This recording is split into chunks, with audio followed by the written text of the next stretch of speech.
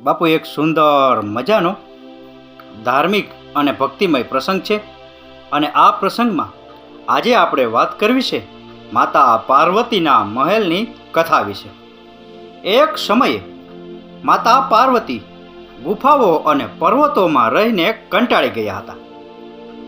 બે નાના બાળકો અને વિવિધ અસુવિધાઓ સાથે તેમણે ભગવાન શિવને પોતાની ઈચ્છા વ્યક્ત કરી અને તેમને અન્ય દેવતાઓની જેમ એક નાનો મહેલ બનાવવા વિનંતી કરી.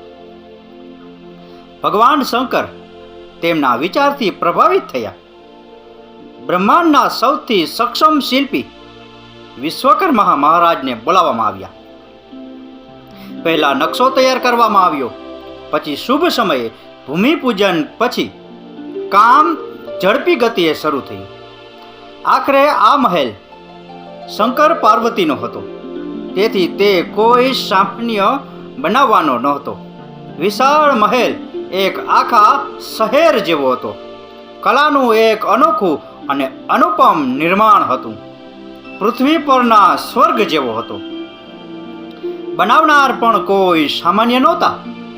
વિશ્વકર્માએ તેમના દ્રષ્ટિકોણને આકાર આપવા માટે પોતાની બધી શક્તિ લગાવી દીધી હતી. તેમની સાથે ધન ભંડારી સ્વામી કુબેર હતા. તેમણે શિવના આ ભવ્ય ધામને સોનાથી મઢીને બાકી રહેલી ખામીઓ પૂરી કરી. ત્રણેય લોકમાં જય જયકાર થઈ ગયો.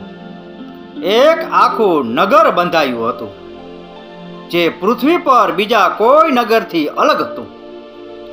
ગણેશ અને કાર્તિકેયના આનંદનો કોઈ પાર નહોતો. માતા પાર્વતી ખૂબ જ ખુશ હતા, પરંતુ તેમને ફક્ત એક જ ચિંતા હતી: આ ભવ્ય મહેલ માટે ગૃહ પ્રવેશની પૂજા કોની પાસે કરાવી? તે બ્રાહ્મણ મહેલ જેટલો જ ગુણવત્તાવાળો હોવો જોઈએ. તેમણે ભગવાન શિવની સલાહ લીધી. ઘણી વિચાર વિમર્શ પછી ભગવાન શિવે એક નામ સૂચવ્યું: મહર્ષિ વિશ્રવા. સમગ્ર વિશ્વમાં પોતાના જ્ઞાન, બુદ્ધિ, વિવેક અને અભ્યાસથી ખળભળાટ મચાવનાર, ત્રણેય લોકમાં આવન જાવન કરવાની શક્તિ ધરાવતા,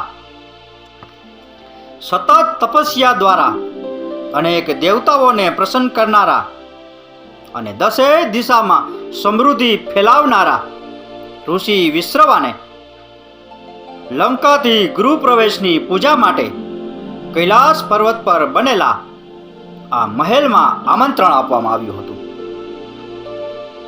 ઋષિએ રાજી ખુશીથી આમંત્રણ સ્વીકાર્યું અને યોગ્ય સમયે બધા શુભ સંકેતો અને શુભ વસ્તુઓ સાથે ગૃહ પ્રવેશ હવન માટે હાજર થયા. ગૃહ પ્રવેશ પૂજા પણ અદ્ભુત હતી. ત્રણેય લોકના સૌથી પ્રતિષ્ઠિત પુરુષો અને સ્ત્રીઓ તેમના શ્રેષ્ઠ વૈભવમાં હાજર હતા.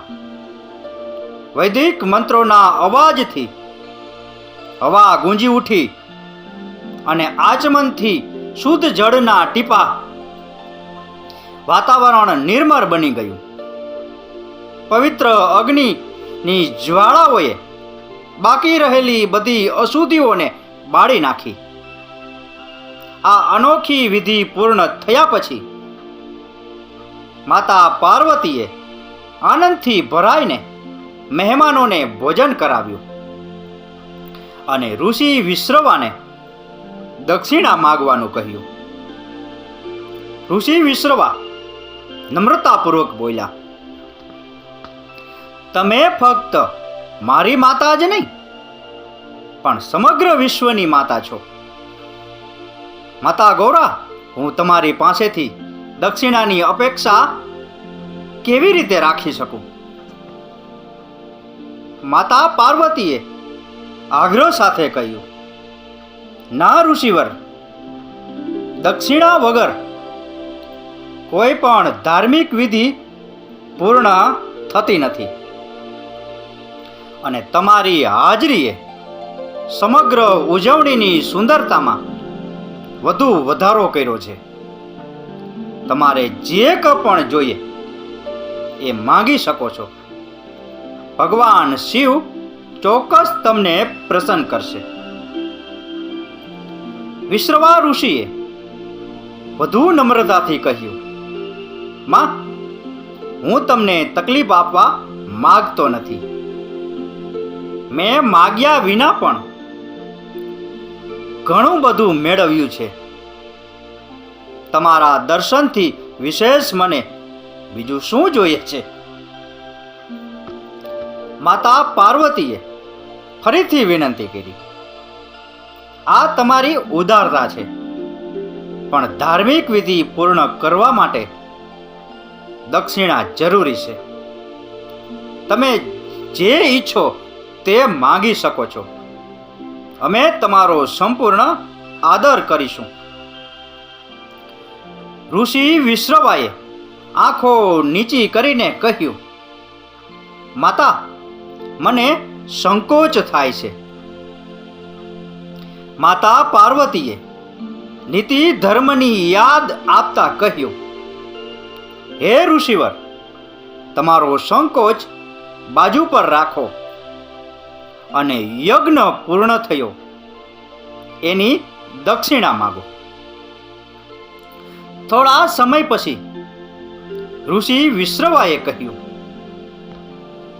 જો તમે ખરેખર મારી પૂજાથી પ્રસન્ન છો, જો તમે ખરેખર મને સંતુષ્ટ કરવા માંગતા હો, અને જો ભગવાન શિવ ખરેખર દક્ષિણા તરીકે બધું આપવાની શક્તિ ધરાવે છે, તો કૃપા કરીને મને આ સોનાની નગરી દક્ષિણામાં આપો.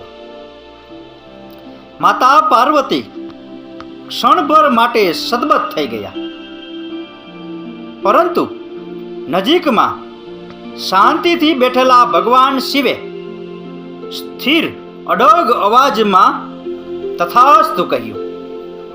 વિશ્રવા ઋષિ ખૂબ જ ખુશ થયા.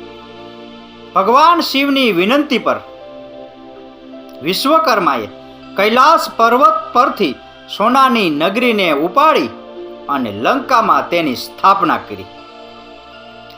ત્યારથી લંકા સોનાની નગરી તરીકે જાણીતી થઈ અને વિશ્રવાનો કુળ દિવ્ય ગુણોથી અળગો થઈ ગયો અને સાંસારિક ઈચ્છાઓમાં ડૂબી ગયો. માતા પાર્વતીએ ફરી ક્યારેય મહેલની ઈચ્છા રાખી નહીં. આ દાનમાં એટલું પુણ્ય એકઠું થયું કે તેને અને તેના બાળકોને ક્યારેય ગુફા અને પર્વતોમાં દુઃખ સહન કરવું પડ્યું નહીં. તો બાપુ, આ હતો માતા પાર્વતીના મહેલની કથા વિશેનો પ્રસંગ. આ કથા, આ વાર્તા પૂરેપૂરી સાંભળી એ બદલ આપનો ખૂબ ખૂબ આભાર. આપનો દિવસ શુભ રહે. મહાદેવ હર.